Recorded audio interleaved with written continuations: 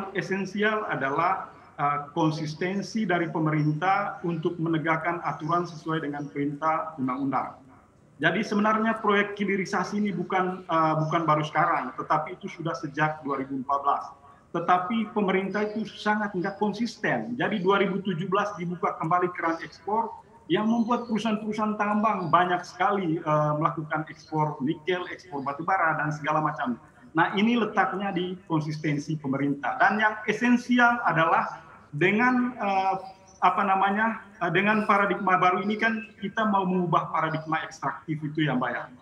Jadi kalau dulu tambang kita sangat ekstraktif, menjual barang mentah keluar, lalu sekarang sudah diolah ke dalam negeri. Nah, keuntungan untuk perusahaan batubara karena dia sudah mau membangun gasifikasi di etir begitu untuk perusahaan-perusahaan batubara seperti PTBA ya, yang sekarang sudah mulai menggagas proyek gasifikasi.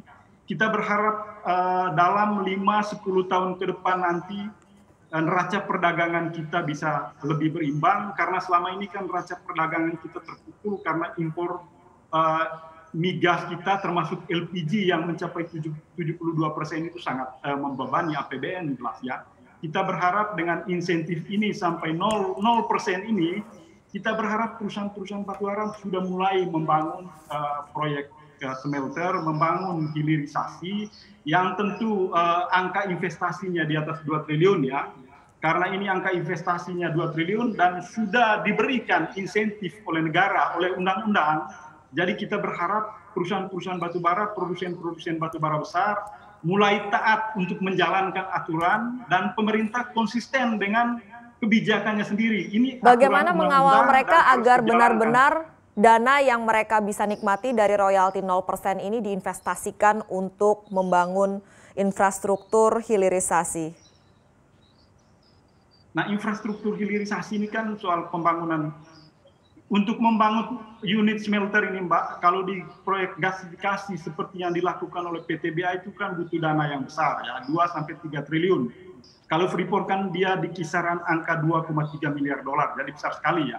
Nah, infrastruktur pendukung ini sebenarnya yang menyulitkan perusahaan-perusahaan tambang selama ini untuk membangun pabrik smelter dalam negeri, termasuk produsen-produsen batubara ya. Tetapi yang perlu diketahui selama ini adalah sebenarnya mindset pemerintah harus bergeser gitu loh. Bukan memberi insentif kepada pengusaha-pengusaha besar lewat undang-undang, pengesahan undang-undang ya. Tetapi ini sebuah obligasi. Jadi ini sebuah perintah, mereka sudah mengambil kekayaan dari negeri ini, sumber daya alam dan tambang dari negeri ini, seharusnya mereka punya kewajiban dong untuk membangun yang lebih besar untuk negara. Lalu yang kedua, ini sebenarnya tergantung dari visi dari perusahaan-perusahaan tambang. Produsen-produsen tambang tidak hanya menunggu insentif dari negara, tidak hanya menunggu privilege dari negara, tidak menunggu kemudahan-kemudahan dari negara, tetapi perusahaan tambang harus mulai berpikir visioner bahwa dunia ini sudah bergeser gitu loh. Kalau selama ini perusahaan-perusahaan batubara kan menikmati untung karena dunia memang mengandalkan batubara untuk energi kelistrikan, termasuk nasional kita 70% ya dari 5